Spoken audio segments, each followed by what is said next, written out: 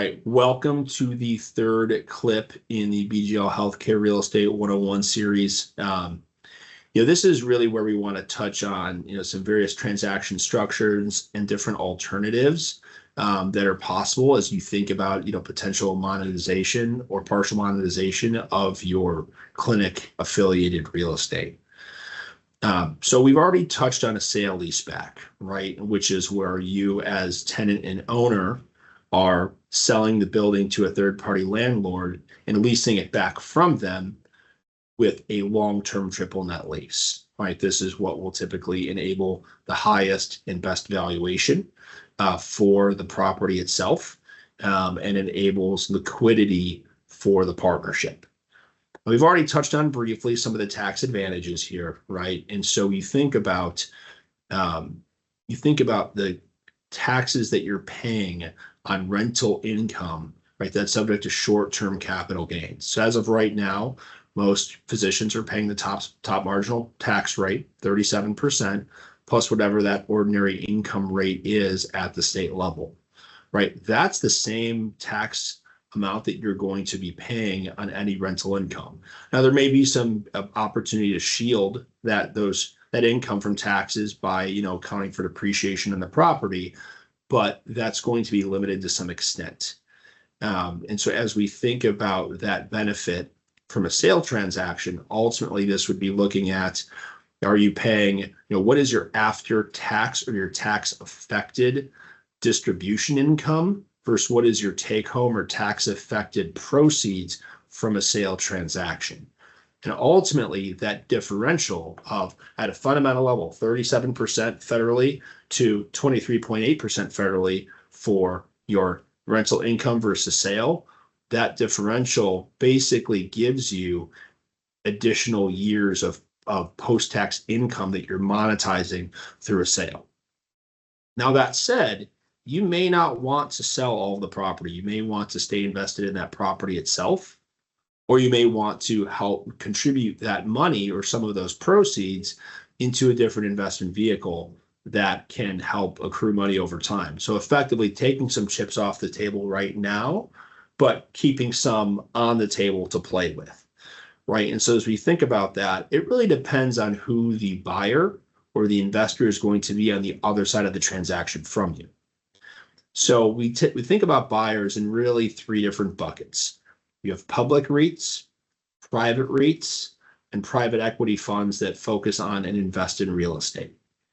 When we think about the first two, really just the REIT community generally, there are a couple different, you have up REITs and down REITs, both of which are structures that enable you to roll over a portion of your proceeds. So for example, 30% of the value of the property would be rolled over or contributed into their fund in exchange for OP units.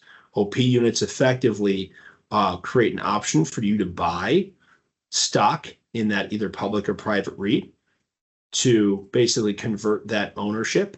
And what that enables you to do is defer taxes completely on the portion of proceeds that you're rolling over. So if you roll over 30% of your proceeds, you're only going to pay taxes on 70% of what you take home in total. Now, separately, the private equity funds, there's the opportunity to execute on what's called a 721 transaction. What this enables you to do is effectively defer taxes in a very similar manner, but this can be structured in a number of different ways given some of the freedoms that we are allowed under the tax code. So for example, this could enable you to continue to invest in your property alone. So defer 30%, and that same example, defer 30% of your proceeds and reinvest in the property that you're selling, or retain 30% of ownership in the property that you're selling. That would allow you to defer taxes on that 30% and continue to receive rental income going forward on that 30% as well. Separately, there are other funds that make available to their physician sellers / investors the ability to defer and roll over some of those proceeds into investment vehicles that are invested in a number of other properties that are very similar to the ones that you would have just sold. What that gives you is the ability to continue to get income from that investment, not pay taxes on what you roll over, but also diversify a bit as well. So that way you're not just putting those rollover reinvested dollars back into your property, but you're putting that into a number of different properties that have been pulled together in a fund. And separately, there's a cash out refinance, which this is another mechanism that can be used to get liquidity from your property. But this typically results in you retaining 100% ownership in the property. But basically, this is going to a bank and having that bank reissue a new mortgage to you, and is typically done for properties that have paid down their mortgage to some extent, or had incurred their initial mortgage at a higher interest rate than is currently available at market. Now, while this enables you to retain ownership, this increased debt load that you would be sustaining through this transaction effectively is limited by the amount that a bank would be willing to finance. So for example, you've bought a home, you've heard 80% or 75% LTV or loan to value. They place a value on the property, but you would only be able to cash out to that, 75 or 80% level, or whatever the bank would determine that is appropriate. Separately, you would still be on the hook for full freight tax, so paying at a short-term capital gains rate or your ordinary income rate going forward.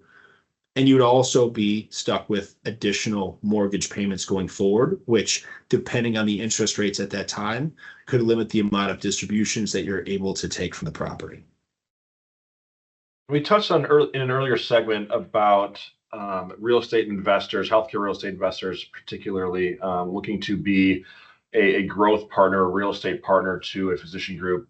And a good example of this is when a physician group is in growth mode, and how you can potentially fund an expansion with your real estate partner.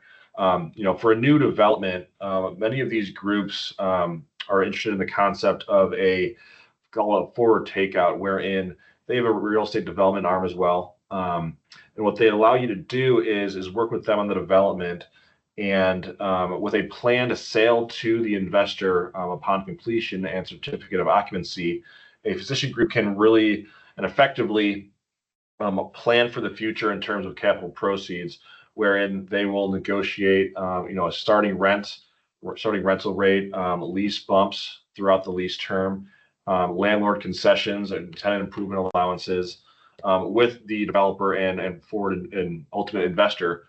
And the functionality here is tying a cap rate to the property ahead of time and really locking in that future sale price. Many times this is also tied to other financial metrics in the market. That could be a certain level above the 10-year treasury or LIBOR, but really locking in a sale price down the line and upon completion with a development and real estate partner really provides just security and strategic planning purposes. Is really beneficial to know that upon completion, you can really count on a certain amount of sale proceeds coming in the door for investment for the physician group.